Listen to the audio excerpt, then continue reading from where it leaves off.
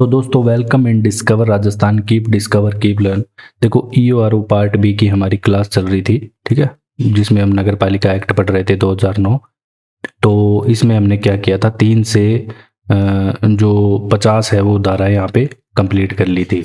अब हम देखो क्या करेंगे, आज 3 से 50 जो धाराएं हमने पढ़ी उनका मोटा मोटा रूप है, उनसे उसका रिवीजन करेंगे, ठीक है। ऊपर ऊपर से जो है मेन मेन पॉइंट उनके जानेंगे, ठीक है। और अगर आपको डिटेल में पढ़ना है तो मैंने सारी क्लास है 7 क्लास अपलोड कर रखी है, उनकी उपधाराएं भी वहाँ पे बता रखी है, तो वहाँ आप दे सकते हो। आज सिर्फ अपने रिवीजन करेंगे इन सब धाराओं का, ताकि अपने को सब कुछ याद रहे। फिर थोड़े दिन में अपने इस पे एमसीक्यू क्लास भी लाएंगे, और कल हमने जो नेक्स्ट चैप्टर है इसका वो करेंगे। तो अभी अपने पूरा रिवीजन कर रहे हैं। मैं पहले ही बता रहा हूँ आपको कि डिटेल से अगर आपको पढ़ना है तो वो मैंने क्लासें प्लेलिस्ट में डाल रखी है, वहाँ आप जाके देख सकते हो, ठीक है। अब आज हमने सिर्फ बेसिक चीज़ें जानेंगे। देखो जो धारा 3 है वो क्या कहती है, धारा 3 से स्टार्ट है आपके अध्याय 2 में, जो पहला टॉपिक आपका सिलेबस में दे रखा है। तो वो कहती है नगर पालिकाओं का परिसीमन। क्या? नगर पालिकाओं का परिसीमन। ये क्या होता है दोस्तों, जैसे परिसीमन से ही जो शब्द है इसी से आप देख सकते हो, मतलब नगर पालिकाओं की जो सीमाओं का निर्धारण है, या कौन सी नई नगर पालिका बनेगी। इसके अंतर्गत बहुत सारी उपधाराएं भी है 8-9, जिसमें गांव को कैसे बनाया जाएगा, ठीक है, क्या क्या नियम होंगे। फिर अगर आपने कोई गांव है यहाँ पे, ठीक है, उसको नगर पालिका, उस गांव का कोई ये वाला क्षेत्र है, इस नगर पालिका में जैसे मिला दिया तो ये गांव नहीं रहेगा। ये बातें इसमें सारी बताई गई है। तो नगर पालिकाओं का परिसीमन आपको बस ध्यान रखना है कि धारा 3 के अंतर्गत है। अब आपकी जो धारा 4 है वो क्या कहती है? 4 कहती है नगर पालिका बोर्ड को ऐसे अधिनियम, ऐसे मतलब नगर पालिका बोर्ड को अधिकार दिए जाएंगे जो उसके लिए उपयुक्त है, उसको कुछ मतलब उस अधिनियमों के अंतर्गत रहते हुए, मतलब जो भी टर्म्स एंड कंडीशन उसकी अप्लाई होगी। इसमें है देखो, जो नगर पालिका बोर्ड है, बोर्ड को अधिनियम को नगर पालिका बोर्ड को ऐसे उपबंधों के परिवर्तन से छूट, अधिनियम के जो ऐसे उपबंध है, कुछ ऐसे उपबंधों के परिवर्तन से छूट, परिवर्तन से छूट देने की शक्ति।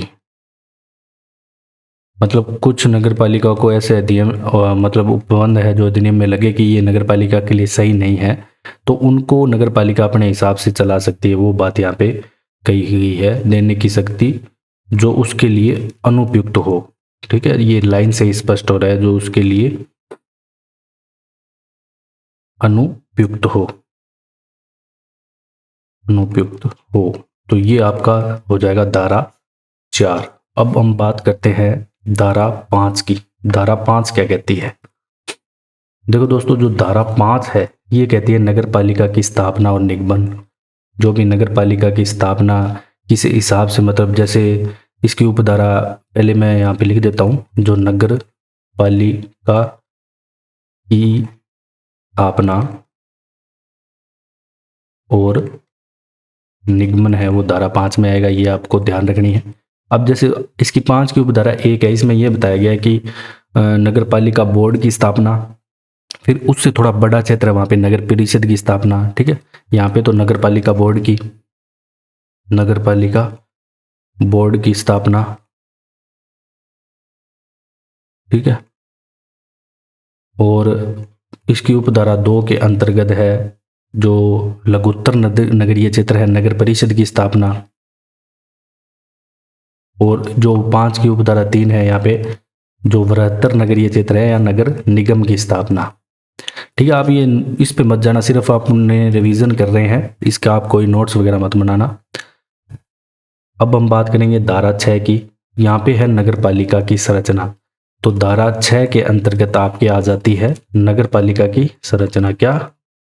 जो भी नगर पालिका की संरचना होगी वो आपकी आ जाएगी धारा 6 के अंतर्गत। ठीक है, मतलब कौन सा क्षेत्र नगर पालिका के नाम से जाना जाएगा, कैसे उनका मतलब स्थानों को विभाजित किया जाएगा, वो चीजें हैं इसके अंतर्गत। ठीक है, इसमें जो भी नगर पालिका के नगर परिषद नगर निगम बोर्ड में जो भी सदस्य वगैरह मैंने आपको बताए थे, ठीक है, इसकी उपधाराओं में है। जैसे जो नगर पालिका बोर्ड में 6, परिषद में 8 और नगर निगम में 12, तो वो चीज़ें हैं। आप क्लास लो अगर आपको डिटेल में, अभी आपने सिर्फ यहाँ पे रिवीजन कर रहे हैं। धारा 7 की बात करें, ठीक है, 7 में आपके देखो क्या बताया गया है। 7 में इनकी है पदावधि, 7 में बताई गई है इनकी पदावधि।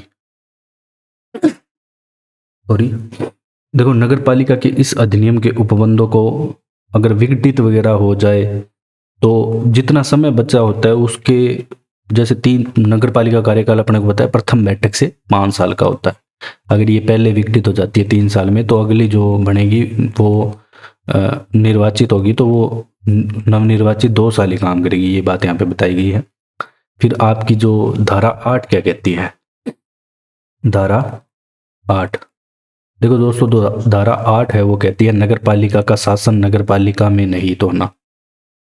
देखो नगर पालिका में, देखो ऐसे तो है नहीं कि सारे जो पॉलिटिक्स लेवल के वहाँ पे होंगे, जैसे जो नगर पालिका अध्यक्ष होता है, सदस्य होते हैं, उसके अलावा नगर पालिका में गवर्नमेंट कर्मचारी भी होते हैं। ठीक है, नगर पालिका का शासन का नगर पालिका शासन का नगर पालिका में नहीं तो ना अगर पूछा जाए तो धारा 8 में है निहित होना। अब हम बात करेंगे नेक्स्ट, धारा 9 क्या कहती है, वार्डों में विभाजन। ठीक है, जो भी हमने स्थान, ठीक है, आवंटित हुए थे, तो अब धारा 9 है वार्डों में विभाजन, उनका वार्डों में विभाजन किया जाएगा। ठीक है, अब इनके अंतर्गत क्या हो दोस्तों, जो वार्डों में विभाजन किया जाएगा, तो इसमें आप आपत्ति भी दे सकते हो। बहुत सारी उपधाराएं हैं इसके अंदर भी, 4-5 उपधाराएं हैं। अब नगर पालिका के लिए जो निर्वाचन है वो आपके आ जाता है धारा 10 में। वार्डों का अवधारण आ जाता है कि कैसे उनका अवधारण में क्या होगा कि जो अनुसूचित जाति जनजाति है उनका यहाँ पे आरक्षण वगैरह भी बताया गया है। ठीक है, वार्डों का अवधारण आ जाएगा आपका धारा 10 के अंतर्गत। अब हम बात करेंगे नेक्स्ट, धारा 11 क्या कहती है। जो आपकी धारा 11 कहती है वो कहती है कि नगर पालिका के लिए निर्वाचन, नगर पालिका के लिए जो निर्वाचन है उसके बारे में बताती है धारा 11। ठीक है, मतलब कि राज्य निर्वाचन आयोग कैसे इनका निर्वाचित करेगा वो यहाँ पे आएगा। अब धारा 12 क्या कहती है दोस्तों, तो धारा 12 यहाँ पे कहती है कि राज्य निर्वाचन आयोग के कृत्यों का प्रत्यायोजन, मतलब जो राज्य निर्वाचन आयोग चुनाव वगैरह कराएगा वो किस हिसाब से कराएगा, मतलब कि क्या आदेश वगैरह, मतलब राज्य निर्वाचन आयोग का काम पूछा जाए तो धारा 12 में आएगा। निर्वाचन आयोग के जो भी कृत्य है, नामावली वगैरह तैयार करना, वही चीज इसमें सब कुछ आ जाएगा। कृत्यों का प्रत्यायोजन, ये सब आपके आएगा धारा 12 में। अब हम बात करेंगे नेक्स्ट, धारा 13 की। 13 में क्या आएगा, देखा दोस्तों, 13 में आपके आएगा प्रत्येक वार्ड के लिए निर्वाचक नामावली। अब देखो राज्य ऊपर वाले में क्या हो गया, निर्वाचन वगैरह काम शुरू हो गया। अब निर्वाचन का काम शुरू हो गया तो उनको मेंबर रखने पड़ेंगे, तो नामावली, तो प्रत्येक वार्ड के लिए निर्वाचक नामावली, प्रत्येक वार्ड के लिए निर्वाचक नामावली है वो आपकी 13 में आएगी, ये बात आपको याद रखनी है। फिर हम बात करें अगर धारा 14 की, तो 14 आपकी क्या कहती है, 14 आपकी कहती है कि निर्वाचक नामावली में जो रजिस्ट्रीकरण होगा उसके लिए निरर्हताएं क्या है, मतलब भारत का नागरिक नहीं है तो वो नहीं होगा, सीधी सी बात है। ठीक है, मानसिक रूप से अगर कोई वैसे है विकृत चीज जिसे हम कह सकते हैं तो भी नहीं होगा। ठीक है, निर्वाचक नामावली में रजिस्ट्रीकरण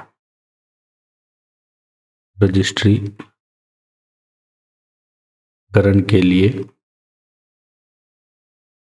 जो निर्भरताएं हैं वो इसमें आएगी। ठीक है, अब हम बात करेंगे धारा 15 की।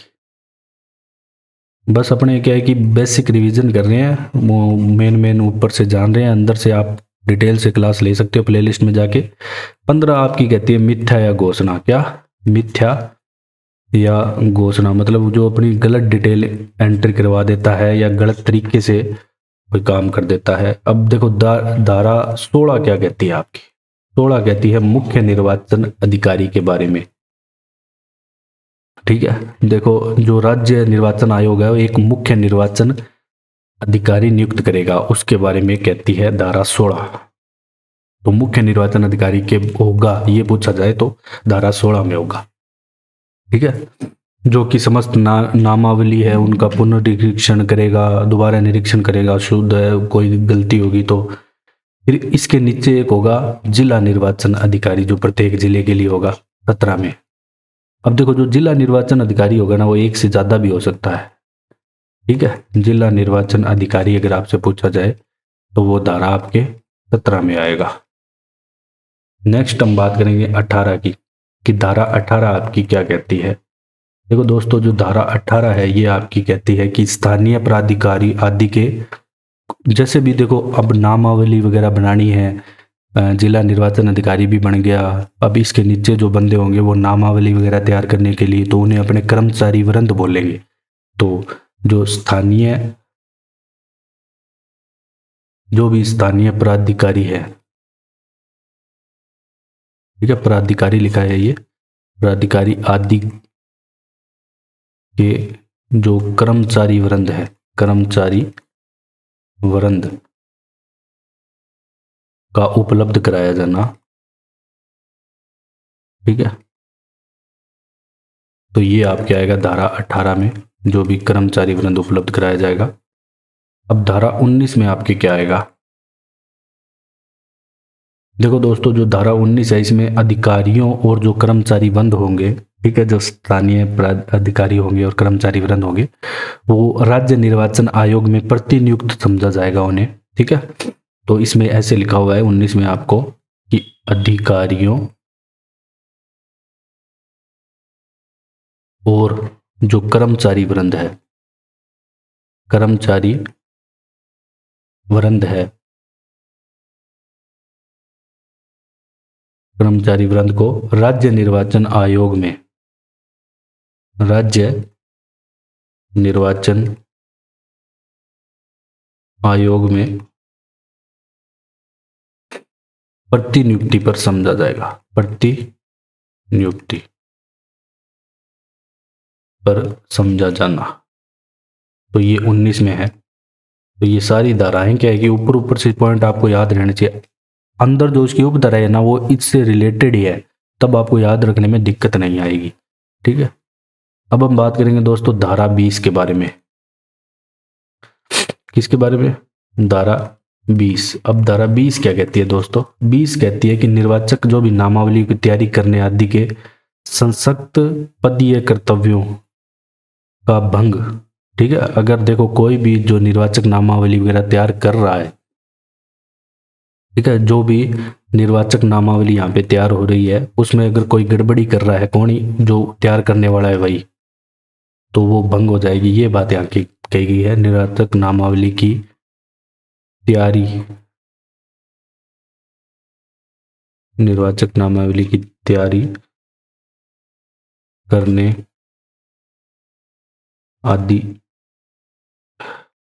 आदि से सख्त पदीय जो भी कर्तव्य है उसे दिए गए हैं वो उससे हटके काम कर रहा है, कर्तव्यों का भंग इसमें धारा 20 में आपके आ जाएगा। ठीक है, तो अगर वो दोष सिद्ध होता है तो उसे जुर्माना या कारावास की भी सजा हो सकती है 2 वर्ष तक। ठीक है, ये बातें भी इसमें धारा 20 की उपधाराओं में बताई गई है। अब बात करते हैं धारा 21 की, कि धारा 21 आपकी क्या कहती है। देखो दोस्तों, धारा 21 कहती है कि सदस्य होने के लिए अर्हित व्यक्ति, सदस्य मतलब कौन सा सदस्य चुना जाएगा, मतलब पार्षद आप कह सकते हो, सदस्य होने के लिए अर्हित व्यक्ति। लेकिन रियल बात यह है कि इस धारा के अंतर्गत है ना, ये कहा गया है कि कौन सा व्यक्ति अर्हित नहीं होगा इसके अंतर्गत, ठीक है। मतलब जो भी सदस्य के, बल्कि इसमें अयोग्यताएं बताई गई है, लेकिन इसमें ऊपर ऐसे लिखा हुआ है कि सदस्य होने के लिए अहरित व्यक्ति, फिर इसमें अंदर ऐसे लिखा हुआ है जो इसकी कि अहरित नहीं होगा, कि जो अनुसूचित जाति, जो पिछड़े वर्गों का नहीं है, लेकिन वहाँ की सीट पे कुछ घपलेबाजी करके सदस्यता धारण कर रहा है, तो वो बात वहाँ पे कही गई है। किसी महिला के जो ऐसे आरक्षित स्थान है, ठीक है, अगर वह व्यक्ति महिला नहीं है तो वह नहीं होगा, सीधी सी बात है। देखो यहाँ पे जैसे इस वार्ड में महिला की सीट है, वुमेन की, तो यहाँ पे मैन कहाँ से खड़ा हो जाएगा, तो वो योग्य ही नहीं होगा, तो वही है। और जैसे एससी की सीट है तो यहाँ पे जनरल का कैंडिडेट नहीं खड़ा हो सकता। तो सदस्य होने के लिए अहरित व्यक्ति तो धारा 21 में आपके आ जाएगा। अब जो आपके नेक्स्ट है वो धारा 21 एक कै भी आती है, ठीक है। 21 कै क्या कहती है आपकी, देखो इसमें वो स्थान आएंगे जो कातिपीय स्थान अपनों ने पढ़े थे। कातिपीय स्थानों पर निर्वाचन के लिए विशेष अर्हता, देखो जो राज्यपाल है उसको लगे कि औद्योगिक क्षेत्र है या भी अन्य कोई भी ऐसा क्षेत्र है कि जो उसको लग रहा है कि वो उस नगर पालिका को क्षेत्र के उसमें नहीं रखना चाहता, तो वहाँ पे उसके लिए विशेष अर्हता, मतलब कातिपीय जहाँ भी स्थान आएगा तो वहाँ कोई विशेष स्थान होगा। कातिपीय स्थानों पर निर्वाचन के लिए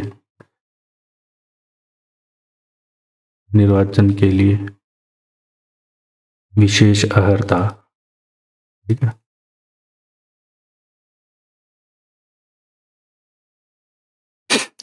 अब यहाँ पे क्या हो कि इसके अंतर्गत भी बहुत सारी कंडीशन हैं। देखो कई बार क्या होता है कि कहीं पे जैसे SC ST की जरूरी नहीं होती कि बहुत सारी सीटें हो, 3 ही होती है, तो वहाँ पे एक सीट ऐसी रखी जाएगी कातिपीय स्थान वगैरह के लिए, ठीक है। इसी प्रकार से अन्य भी यहाँ पे जो इसके उपधाराओं में बताया गया है, तो आप डिटेल से जो क्लास है वो ले सकते हो। देखो अब धारा 22 क्या कहती है, धारा 22 कहती है कि एक से अधिक वार्ड के लिए निर्वाचन लड़ने पर निर्बंध। सीधी सी बात है, एक से अधिक वार्ड के लिए कोई निर्वाचन नहीं लड़ सकता, तो ये तो सिंपल सी बात है। एक से अधिक वार्ड के लिए निर्वाचन लड़ने पर जो प्रतिबंध है वो इसमें बताया गया है। अब हम बात करेंगे किसकी, धारा 23 की। धारा 23 क्या कहती है, जो धारा 23 है वो आपकी बताती है कि जो भी यहाँ पे जो प्रचार, एक आपको पता है कि वहाँ पे लागू हो गया है कि अब चुनाव प्रचार प्रसार करना वहाँ पे बंद हो गया है, तो वो चीज़ें यहाँ पे है इसके अंतर्गत। तो वहाँ पे अगर ऐसा कुछ होता है तो वहाँ पे जुर्माना लगाया जाएगा। यानो ध्वनि जो भी विस्तारक है, विस्तारकों के उपयोग पर निर्बंध, ठीक है। तो ये चीज इसके अंतर्गत है कि जो भी तिथि वहां पे प्रकाशन की अधिसूचना जारी कर दी जाएगी, और जब तक संपूर्ण चुनाव की प्रक्रिया न हो जाए तब तक उस बीच में वहां पे कोई भी होर्डिंग पोस्टर कुछ ऐसा नहीं लगना चाहिए, ठीक है। आचार संहिता जिसे हम बोलते हैं वो लग जाती है। तो अब बात करते हैं धारा 23 हमने पढ़ ली ऊपर, सॉरी 23 पढ़ ली ना, हाँ ठीक है, 24 पढ़नी है। अब हम बात करेंगे धारा 24 की। देखो दोस्तों धारा 24 क्या कहती है, 24 कहती है सदस्यों के लिए साधारण निर्भरताएं। जो भी सदस्य है, पहले तो हमने कौन सी वो नामावली के लिए निर्भरताएं देखी थी, अब ये सदस्यों के लिए निर्भरताएं हैं,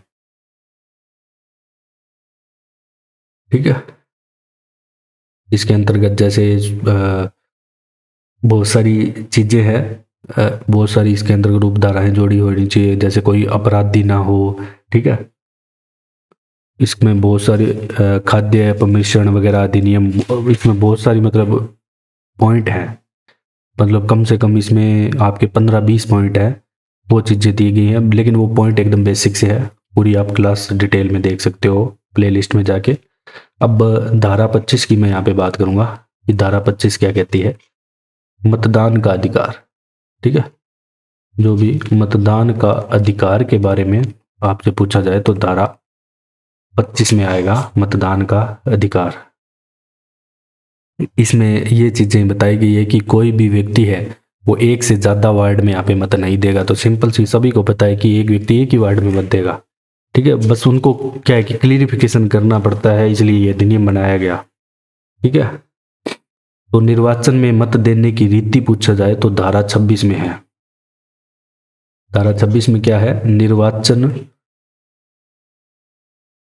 निर्वाचन में मत देने की जो रीति है वो आपकी आ जाएगी धारा 26 में,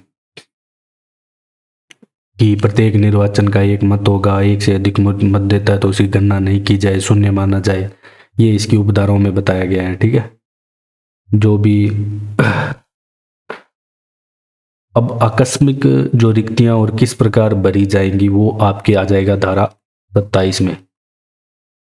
मतलब कई बार क्या होता है कि कोई सदस्य है उसकी मृत्यु हो जाती है, कुछ भी हो सकता है, त्याग पत्र दे देता है, तो वो रिक्तियां वगैरह कैसे भरी जाएगी, तो वो आपकी धारा 27 में बताई गई है। आकस्मिक रिक्तियां किस प्रकार भरी जाएंगी, तो ये बताया गया आपके धारा 27 में। अब हम बात करेंगे देखो धारा 28 की। 28 में आपके क्या बताया गया दोस्तों, निर्वाचन अपराध बताए गए हैं, बहुत सारे हैं इसके अंतर्गत, ठीक है। निर्वाचन अपराध। अब जो भ्रष्ट आचरण है वो धारा 29 के अंतर्गत है आपके। देखो भ्रष्ट आचरण के अंतर्गत बहुत सारी चीजें हैं, कैसे भी नगर पालिका की संपत्ति को बेच बूझ देना, नुकसान पहुंचाना, और भी कुछ हो सकता है, बहुत सारी चीजें इसके अंतर्गत, ठीक है। मतलब किसी भी प्रकार से गलत तरीके से चुनाव जीतना, तो ये सब कुछ इसके अंतर्गत आएगा। अब हम बात करेंगे नेक्स्ट धारा 30 क्या कहती है आपकी, उसके बारे में। धारा 30 के अंतर्गत आपके निर्वाचन संबंधी मामलों में सिविल न्यायालयों की अधिकारिता, तो ये आपके आएगा धारा। तो धारा 30 में दोस्तों अपने पढ़ रहे थे कि निर्वाचन संबंधी मामलों में सिविल न्यायालयों की अधिकारिता, मतलब इनका लिमिट होती है कि जो अधिनियम है उसके अकॉर्डिंग ये क्या जो न्यायालय है काम करेगा। ये बात इसके अंतर्गत धारा 30 में कही गई है। तो निर्वाचन संबंधी मामलों में सिविल न्यायालयों की जो अधिकारिता है वो धारा आपकी 30 में आएगी। अब हम बात करेंगे धारा 31 क्या कहती है। जो धारा 31 है दोस्तों, ये कहती है आपके निर्वाचन याचिका के बारे में। किसके बारे में, निर्वाचन याचिका, ठीक है। जो भी किसी उम्मीदवार द्वारा एक फिक्स यहाँ पे तारीख होगी, उसके भीतर ही ये निर्वाचन याचिका दी जा सकती है यहाँ पे, ठीक है। जिसमें वो अपील कर सकता है कि इसका जो स्थान भरा गया है वो सही तरीके से नहीं भरा गया, वो बात है। अब धारा 32 में बात करेंगे तो जिला न्यायाधीश के आदेशों से अपीलें। तो जिला न्यायाधीश के आदेशों से जो अपीलें हैं वो आपके धारा 32 के अंतर्गत आएगी, ठीक है। जो भी चीजें इसमें बताई जाएगी ऊपर, जिसके खिलाफ भी ये पेश किया गया है उसके बारे में, जो भी इस सदस्य पे ये लगाई गई है, ठीक है, उसमें पूरी क्लियरिफिकेशन वगैरह देनी पड़ेगी। अब धारा 33 क्या कहती है कि जो भी सारे उम्मीदवार का निर्वाचन अपास्त हो जाएगी तो क्या होगा। मतलब समस्त जितने भी उम्मीदवार हैं, उम्मीदवारों का जो निर्वाचन है अपास्त होने की दशा में, होने की दशा में क्या प्रक्रिया अपनाई जाएगी, वो आपकी आएगी धारा 33 में। उसमें क्या होगा कि जैसे निर्वाचन धारा 31 या 32 के अधीन जो भी अपीलें की जा रही है, तो उनका अगर वो सही जाती है कि जो उनके खिलाफ इल्ज़ाम लगाए गए हैं वो सही जाते हैं, तो उनकी सीट 0 शून्य हो जाएगी वहाँ पे। वो बात इसमें कही गई है। अब हम बात करेंगे धारा 34 की। 34 क्या कहती है? जो धारा 34 है वो आदेशों और विनिश्चयों की अंतिमता, मतलब इसके बाद जो भी आदेश आएंगे और वो भी अंतिम होंगे और सर्वमान्य होंगे, सबको मानने पड़ेंगे। ठीक है, जैसे अंपायर का रिजल्ट होता है वो अंतिम और सर्वमान्य होता है, वैसे इनका भी होगा। तो आदेश और विनिश्चयों की अंतिमता, ऐसा नहीं है कि ये लटकता ही रहेगा मामला, ये बात है इसमें कही गई है। ठीक है, तो जो भी ये 31, 31, 31, 32, 33 ये सारी धाराएं है, ये सदस्यों पे जो भी कि तुमने गलत तरीके से चुनाव जीता है वो बातें हैं इसके अंतर्गत सारी आएगी। ठीक है, तो ऐसे आप याद रख सकते हो कि 31 से 32 तक थोड़ा अपराध जो भी गलत तरीके से निर्वाचन वगैरह है इसके अंतर्गत आ रही है, तो अपने ऑप्शन के करीब पहुंच सकते हैं। निरर्थता को हटाया जाना या उसकी कालावधि में कमी करना, वो ये तो 36 के अंतर्गत आएगा आपके। और जो 35 में है वो आएगा आपकी निरर्थताएं हैं जो, ठीक है, सदस्यों की निरर्थताएं आएगी। जो निरर्थताएं होगी ये धारा आपकी जो 28 और 29 है, जो भ्रष्ट वगैरह है इसके अंतर्गत होगी, तो वो धारा 35 में लिखी है इन्होंने। अब क्या है कि मान लो कोई व्यक्ति निरहित हो जाता है इनके अकॉर्डिंग, तो उसके वो अपनों ने पढ़ा था अच्छे से कि उसे उस तारीख से 6 वर्ष तक है ना निरहित कर दिया जाता है कि वो कोई भी चुनाव नहीं लड़ सकता। लेकिन उसमें कमी भी कर सकते हैं और उसे हटाया भी जा सकता है। ये भी इसमें धारा 36 में कहा गया है कि निरहर्ता का हटाया जाना, निरहर्ता का हटाया जाना या जो उसकी कालावधि में कमी है, कालावधि में कमी है, तो ये आपकी आ जाएगी धारा 36 में। अब हम बात करेंगे दोस्तों धारा 37। 37 क्या कहती है? 37 कहती है पद की शपथ, मतलब एक फिक्स टाइम होगा उसमें पद की शपथ इनको लेनी होगी। ठीक है, ऐसे अधिकारी के सामने जो राज्य सरकार द्वारा मतलब जिसको सेलेक्ट किया गया हो, ठीक है, प्रमाणित करेगा, उसके सामने लेनी पड़ेगी और 15 दिन के अंदर अंदर लेनी पड़ेगी यहाँ पे। अब धारा जो 38 क्या कहती है? धारा 38 ये कहती है दोस्तों त्याग पत्र। ठीक है, जो भी त्याग पत्र वगैरह दिए जाएंगे वो धारा 38 में आएंगे सदस्यों के द्वारा। अब धारा 39 आपकी क्या कहती है? धारा 39 आपकी कहती है कि सदस्य को हटाया जाना, कि सदस्य को कैसे हटाया जा सकता है? सदस्यों को हटाया जाना, धारा 39 आपकी, वैसे इसमें बहुत सारी उपधाराएं हैं। ठीक है, बहुत सारी मतलब जिसमें इसमें कंडीशन है कि कैसे भ्रष्ट आचरण के द्वारा या कैदी है, कोई अपराध है उसके द्वारा, और भी बहुत सारी कंडीशन है इसके अंतर्गत। अब बात करें हम धारा 40 की। धारा 40 में आपके क्या आएगा? धारा 40 में आपके बताया गया है कि जो पदावधि की समाप्ति के पश्चात कतिपय अभिकथनों की जांच, मतलब ऐसे है कि किसी की पदावधि समाप्त हो गई, ठीक है, जैसे कोई 5 साल काम कर रहा है, लास्ट में बिल्कुल वो पकड़ा गया, तो वो उसकी जांच जारी रहेगी पदावधि की समाप्ति के पश्चात। जो भी कतिपय अभिकथनों की वहां पे जांच की जा सकेगी, ये यहाँ पे बताया गया है, अभिकथनों की जांच। ये आपकी धारा 40 में आएगी। अब हम बात करेंगे धारा 41 की। धारा 41 आपकी क्या कहती है? धारा 41 आपकी कहती है कि धारा 39 के अधीन जो हटाए गए सदस्य है उनकी निर्योग्यता। ठीक है, धारा 39 में हमने देखा था कि सदस्यों को हटाया जाना है, इन सदस्यों की जो निर्योग्यता है वो आपकी आ जाएगी धारा 41 में। धारा 39 के अधीन हटाए गए सदस्यों की निर्योग्यता, निर्योग्यता, थोड़ी हिंदी मेरे को कमी आती है। अब हम बात करेंगे लिखनी, लिखने की बात कर रहा हूँ। धारा 42 की बात करें तो हम इसमें कहा गया है, देखो, नगर पालिका सदस्य का पद अब देखो इसमें 42 में पता क्या है, ये है कि मान लो कोई बंदा है, वो नगर पालिका का, विधानसभा का और संसद लोकसभा का, तीनों का एक साथ पद निर्धारण कर सकता, वो बात यहाँ पे बताई गई है। ठीक है, जैसे यहाँ पे कोई नगर पालिका का सदस्य है, वो बन जाता है, बाद में विधायक बन जाता है या बन जाता है सांसद, तो वो तीनों पद एक साथ निर्धारण कर सकता है। यही धारा आपके 42 में है। ठीक है, इसमें ऐसे लिखा गया है कि नगर पालिका किसी नगर पालिका में जो भी सदस्य का पद है और संसद या राज्य विधानसभा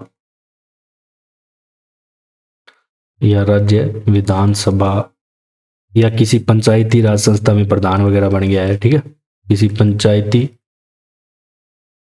राज संस्था की सदस्यता अगर एक साथ धारण कर रहा है, एक साथ धारण करने पर निर्बंध। ठीक है, सीधी सी बात है, एक साथ धारण करने पर निर्बंध है। ठीक है, दो तीन काम एक साथ नहीं कर सकता, सदस्यता दो तीन जो भी स्थान है उनकी एक साथ नहीं ले सकता, ये कहा गया है। अब जो धारा 43 क्या कहती है आपकी, 43 आपकी कहती है कि प्रत्येक नगर पालिका में एक अध्यक्ष और एक उपाध्यक्ष होगा।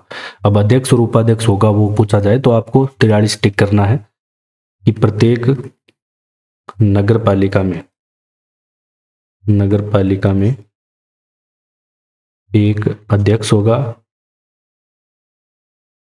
और एक उपाध्यक्ष होगा, ये बताया गया आपका 43 में।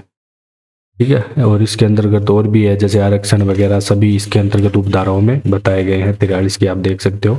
अब 44 में इसके जो अध्यक्ष उपाध्यक्ष के निर्वाचन की विद्यमानता का अवधारण बताया गया है। ठीक है, तो धारा 44 में क्या बताया गया है कि जो अध्यक्ष है, अब देखो आप ये देख सकते हो, जब हम शुरू से पढ़ रहे थे तो पहले निर्वाचक नामावली वगैरह, गठन संरचना, तो इस प्रकार से हम उत्तर तक पहुंच सकते हैं। ध्यान रखना सब प्रक्रिया से हो रहा है काम, आपको थोड़ा सा ऐसे माइंड में बिठा के चलना है कि सब प्रक्रिया से पहले निर्वाचन हो रहा है, फिर आपको पता है सदस्य नियुक्त हो रहे हैं, उनकी योग्यता निर्धारित हो रही है, फिर अध्यक्ष आ रहे हैं लास्ट में। ठीक है, ऐसे पूरा रिलेट करके चलोगे ना तो आपको याद रह जाएगा, एग्जाम में आसानी होगी। थोड़ा ऑप्शन अगर दूर होंगे ना तो आप उत्तर के पास पहुंच सकते हो। अध्यक्ष या उपाध्यक्ष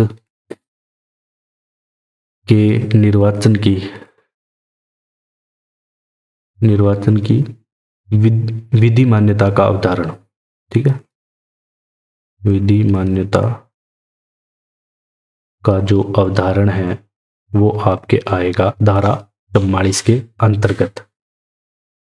ठीक है, इसमें क्या होगा कि वैसे तो ये प्रसन्नगत नहीं होगा चिन्ह जिला न्यायाधीश में, लेकिन अगर कोई भी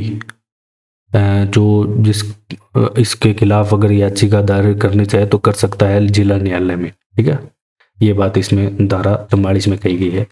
अब धारा 45 में क्या कहा गया है, 45 में अध्यक्ष के खिलाफ की बात कर रहे हैं। ठीक है, अपने मुख्य नगर पालिका कृत्य बताए गए हैं 45 में कि नगर पालिका के क्या क्या काम होंगे। बहुत सारे काम हैं, देखो सड़कें बनवाना वगैरह वगैरह, ये चीज़ें इसके अंतर्गत आती है। शौचालय का निर्माण, साफ सफाई।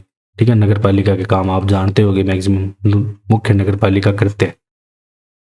इसके अलावा और बहुत सारी चीज़ें होती है, जैसे जन्म मृत्यु पंजीकरण वगैरह करवाना, ये सारे नगर पालिका कृत्य के अंतर्गत आएंगे।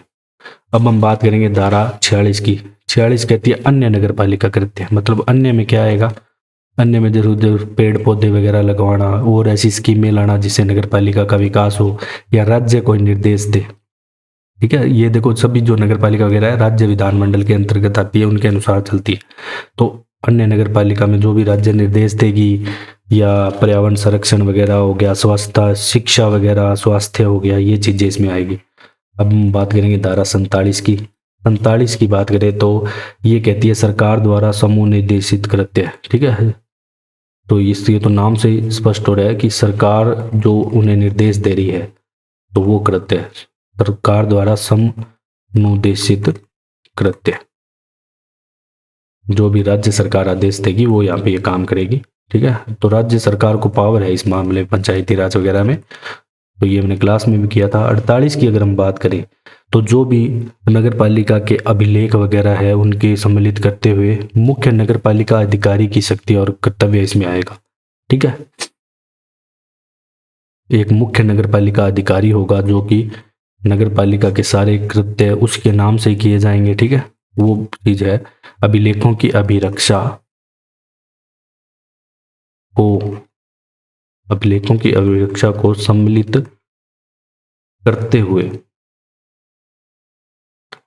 करते हुए मुख्य नगर पालिका अधिकारी की हम बात कर रहे हैं। मुख्य नगर पालिका अधिकारी की शक्तियां और कर्तव्य आपके धारा 48 में आएंगे। शक्तियां और कर्तव्य, ये बात है। अब आपके जो ये धारा 49 में है। ठीक है, 48 में अध्यक्ष और उपाध्यक्ष के कृत्य आएंगे। ठीक है, ये धारा आपकी 49 में है। अब जो धारा 48 है इसमें आपके आएंगे अध्यक्ष और उपाध्यक्ष के कृत्य। किसके? अध्यक्ष और उपाध्यक्ष के कृत्य आएंगे। अध्यक्ष व उपाध्यक्ष के कृत्य। जो लास्ट अब आपकी धारा आती है 50, उसके अंतर्गत आपको क्या बताया गया है? उसमें जो कार्यभार संभालना बताया गया है धारा 50 में। ठीक है, कार्यभार संभालना। इसमें क्या है कि ये 48 आप ऊपर ले जाना। ठीक है, 49 लिख दी मैंने पहले। इसमें ये बताया गया है कि अगर कोई अध्यक्ष त्याग पत्र दे दे, कार्यभार संभालने में उपाध्यक्ष त्याग पत्र दे दे, तो जो मुख्य निर्वाचन अधिकारी है वो क्या करेगा, मतलब क्या काम करेगा, वो यहाँ पे धारा 50 में बताया गया है। तो कार्यभार संभालना आप याद रख लेना, धारा 50 में है। तो ये आपकी जितनी भी 50 धाराएं हैं यहाँ पे कंप्लीट होती है। अब हम नेक्स्ट चैप्टर करेंगे। ठीक है, अध्याय 2 आपका कंप्लीट होता है। डिटेल से अगर आपको देखना है तो 7 क्लासें मैंने यहाँ पे प्ले लिस्ट में डाली हुई, उसमें पूरी उपधाराएं वगैरह समझाई हुई, वो देखनी चाहिए आपको, ज़रूरी है। एग्जाम में पता नहीं क्या आ जाए। ये तो सिर्फ सिंपल सी एक रिवीजन क्लास है, ये इतनी कोई इंपॉर्टेंट क्लास नहीं है। तो थैंक्स फॉर